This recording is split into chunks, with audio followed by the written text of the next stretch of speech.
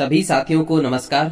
आप सभी का स्वागत है आपके अपने चैनल साइंस फाइटर क्लासेज में। आज की इस क्लास के माध्यम से हम लोक देवता पाबूजी के संपूर्ण जीवनी को एक छोटी सी कहानी के माध्यम से पढ़ने वाले हैं। तो चलिए शुरू करते हैं। आप सभी जानते हैं कि मारवाड़ में राठौड़ वंश का संस्थापक राव सिंह को माना जाता है, जिसे हम राठौड़ों का आदि पुरुष कहते हैं। राठौड़ों का आदि पुरुष किसे कहा जाता है? राव सिंह को कहा जाता है। और राव सिंह के बेटे हुए हैं राव अस्थाना। और कहते हैं कि राव अस्थाना के 5 बेटे हुए, जिनमें से बड़ा बेटा था राव दुहड़ और एक बेटा था जिसका नाम था धांधल। और इसी धांधल जी के बेटे हुए हैं पाबूजी राठौड़। इस प्रकार से पाबूजी मारवाड़ के राठौड़ राजवंश से संबंधित थे। आगे चलकर के राव अस्थाना के बाद राव दुहड़ मारवाड़ का राजा बनता है और राव धांधल जी को कोलूमंड की जागीर प्रदान की जाती है। इस प्रकार से धांधल जी राठौड़ कोलूमंड के जागीरदार बनते हैं। कोलू गांव का नाम है और यहाँ पर पाबूजी का मंदिर है और हम जानते हैं कि पाबूजी के मंदिर को मंड कहा जाता है, इसीलिए इस जगह का जो नाम है वो क्या पड़ा? कोलूमंड। और कोलूमंड कहाँ पे है? फलोदी, जोधपुर में। दोस्तों, धांधल जी का जो विवाह है वो कमलादे से होता है। किससे होता है? कमलादे इनकी पत्नी का नाम है। कहते हैं कि धांधल जी सुबह सुबह जल्दी ब्रह्म मुहूर्त में उठ करके कोलूमंड में बालेछा तालाब के निकट घूमने जाया करते थे। वहां उन्होंने देखा कि स्वर्ग से कोई अप्सरा उतरती है और कुछ देर वहां पे रुकती है और वापस स्वर्ग चली जाती है। उस परी को देखने के बाद धांधल जी के मन में उस परी से विवाह करने की इच्छा उत्पन्न होती है और वो सीधे ही परी के पास जाकर के उसके सामने शादी का प्रस्ताव रखते हैं। कहते हैं कि अप्सरा ने धांधल जी से विवाह करने के लिए अपनी 3 शर्तें रखी और कहा कि भविष्य में तीनों में से एक भी शर्त यदि आपने तोड़ी तो मैं वापस स्वर्ग चली जाऊंगी। दोस्तों, अप्सरा की 3 शर्तें कौन सी थी? पहली शर्त अप्सरा की ये थी कि विवाह के बाद मुझे एक अलग से महल बना के देना होगा। दूसरी शर्त अप्सरा की ये थी कि हमारे दोनों के बीच जो रिश्ता है उस रिश्ते की जानकारी किसी तीसरे को नहीं होनी चाहिए, यहाँ तक कि आपकी जो पत्नी है उनको भी ये जानकारी नहीं होनी चाहिए। और तीसरी शर्त अप्सरा की ये थी कि मेरी अनुमति के बिना आप मेरे महल में प्रवेश नहीं करोगे। और इन तीनों शर्तों को राव धांधल जी राठौड़ मान लेते हैं और उनका विवाह अप्सरा के साथ हो जाता है। और आगे चल करके इन दोनों रानियों से पुत्र उत्पन्न होते हैं। कमलादे की कोख से एक पुत्र उत्पन्न होता है जिसका नाम रखा जाता है बूढ़ोजी। कमलादे की कोख से जो पुत्र उत्पन्न हुआ उसका नाम क्या रखा गया? बूढ़ोजी। और एक पुत्री उत्पन्न हुई जिसका नाम क्या रखा गया? सोहनबाई। आप यहाँ से नोट कर सकते हैं, पुत्र बूढ़ोजी और पुत्री सोहनबाई उत्पन्न होती हैं कमलादे की कोख से। और इधर अप्सरा के गर्भ से एक पुत्र उत्पन्न हुआ जिसका नाम रखा गया पाबूजी। क्या नाम रखा गया? पाबूजी। और एक पुत्री उत्पन्न हुई जिसका नाम रखा गया प्रेमदेव। इनका शादीशुदा जीवन अच्छे से चल रहा था, लेकिन वो कहते हैं कि जब शर्तें टूटने वाली हो तो एक नहीं, 2 नहीं, सारी शर्तें एक साथ टूट जाती हैं। क्योंकि अब कमलादे को धांधल जी पर शक होने लगा था और जब धांधल जी अप्सरा से मिलने के लिए महल गए तो कमलादे ने उनका पीछा किया। चलते चलते धांधल जी के मन में भी एक विचार आता है कि इतने टाइम से मैं महल में अनुमति लेकर के प्रवेश कर रहा हूँ, आखिर ऐसा महल के अंदर है क्या जो मुझे अनुमति लेकर के अंदर जाना पड़ रहा है। और ये सोचते हुए धांधल जी महल में प्रवेश कर जाते हैं।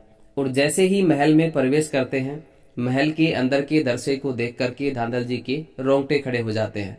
उन्होंने देखा कि शेरनी के भेष में वो परी पाबूजी को दूध पिला रही थी।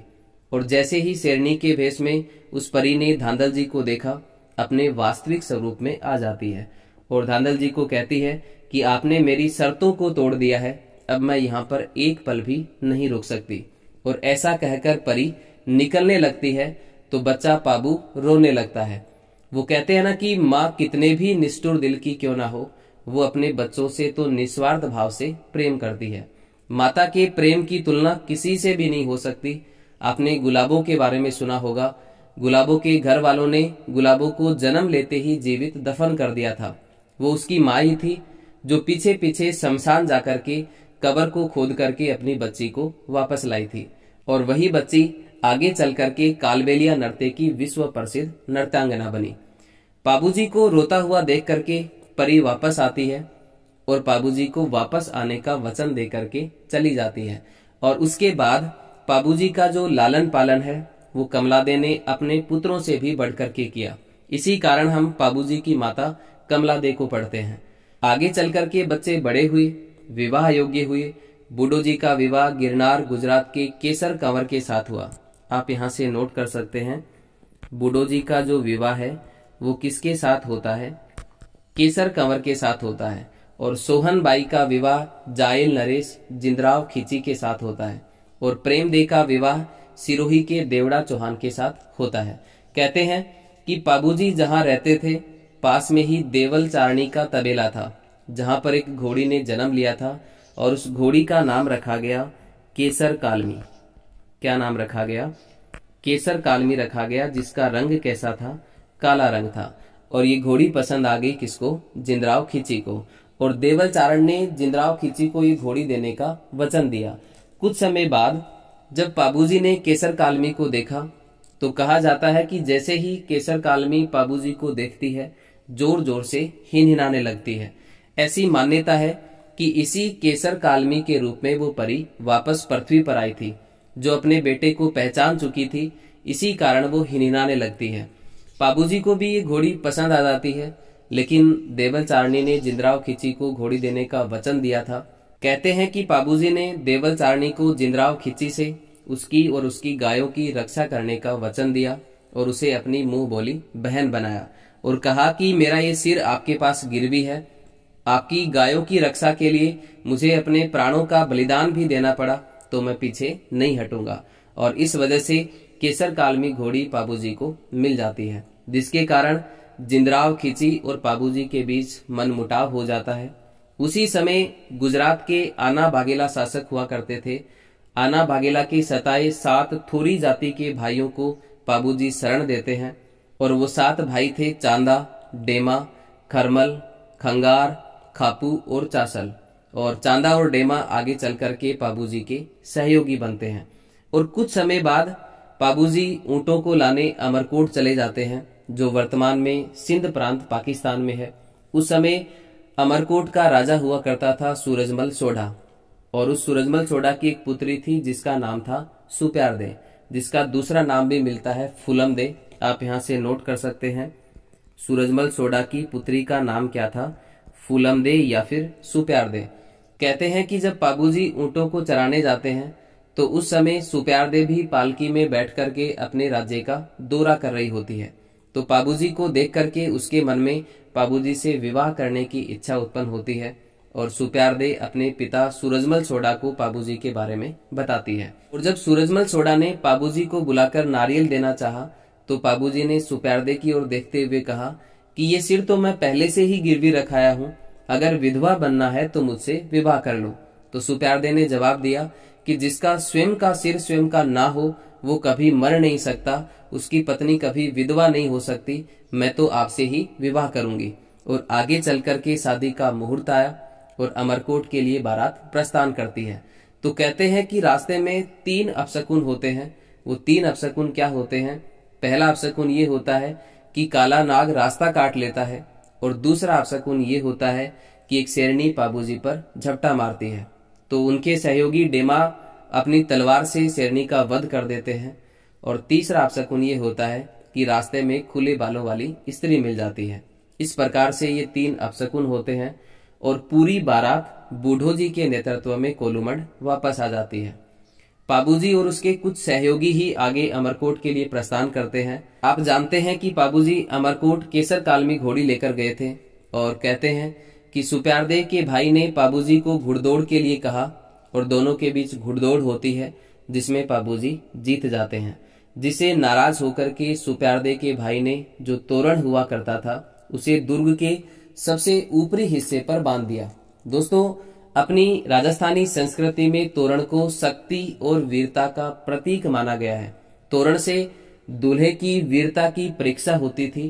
कहते हैं कि उस दृश्य को देखने के लिए अमरकोट की सारी लड़कियां छतों और छज्जों पर चढ़ जाती हैं, और कहते हैं कि पाबूजी अपनी केसर कालमी घोड़ी को हिनकारी देते हैं और केसर कालमी घोड़ी दुर्ग की दीवार पर पैर मार करके खड़ी हो जाती है और पाबूजी उस पर खड़े होकर के तोरण मारते हैं। इसी कारण पाबूजी को हाड़ फाड़ वाले देवता कहा गया है।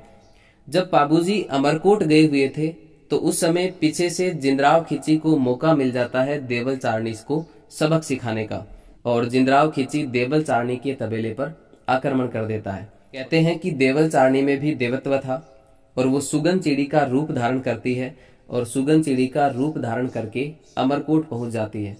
उस समय पाबूजी के फेरे चल रहे होते हैं, 3 फेरे कंप्लीट हो चुके थे, चौथा फेरा आधा था। तभी सुगन चिड़ी के रूप में आई देवल चारनी को केसर कालमी घोड़ी पहचान लेती है और जोर जोर से हिनहिनाने लगती है, और पाबूजी को ये समझते देर नहीं लगती कि उसकी मुंह बोली बहन देवल चारनी मुसीबत में है, और पाबूजी वहां से चले जाते हैं। और देचू गांव में 1276 ईस्वी में देवल चारनी की गायों को बचाने के लिए जिंदराव खिची से पाबूजी का युद्ध होता है, और जिंदराव खिची के 27 भाइयों को पाबूजी मौत के घाट उतार देते हैं। और इस युद्ध में जिंदराव खिची आत्मसमर्पण कर देता है और पाबूजी गायों को बचा भी लेते हैं, लेकिन जिंदराव खिची पीछे से पाबूजी पर वार करता है और पाबूजी वीरगति को प्राप्त हो जाते हैं। दोस्तों, इस युद्ध में बूढ़ोजी भी वीरगति को प्राप्त हो जाते हैं। कहते हैं कि पाबूजी का साफा निशानी के रूप में सुप्यारदे के पास पहुंचाया जाता है और सुप्यारदे साफे के साथ सती हो जाती हैं। दोस्तों, उस समय बूढ़ोजी की पत्नी केसर कंवरी गर्भवती थी, वो भी सती होना चाहती थी, लेकिन इतिहास में गर्भवती स्त्री सती नहीं हो सकती थी, तो उस वीरांगना ने कटार से अपने पेट को काट करके बच्चे को जन्म दिया और उसके बाद सती हो जाती हैं। इसीलिए केसर कुंवरी से जो पुत्र उत्पन्न हुआ रूपनाथ, उन्हें झरडा जी के नाम से जाना जाता है, जो हिमाचल प्रदेश में बालकनाथ के नाम से पूजे जाते हैं। और जब रूपनाथ झरडा 12 साल के होते हैं तो अपने पिता और चाचा की हत्या का बदला लेने के लिए जिंदराव खिची के पास पहुंचते हैं और जिंदराव खिची को मौत के घाट उतार देते हैं। जिंदराव की हत्या के बाद रूपनाथ झरडा जी फलोदी के पास जालोड़ा गांव में झरडा की डूंगरी के पास पहुंचते हैं और पीछे से खिची सेना आक्रमण कर देती है, और इस युद्ध में रूपनाथ भी वीरगति को प्राप्त हो जाते हैं। इस प्रकार से एक छोटी सी कहानी के माध्यम से पाबूजी की संपूर्ण जीवनी को हमने पढ़ा। तो आज के लिए दोस्तों इतना ही। आप सभी साथियों का बहुत बहुत धन्यवाद। जय हिंद, जय भारत।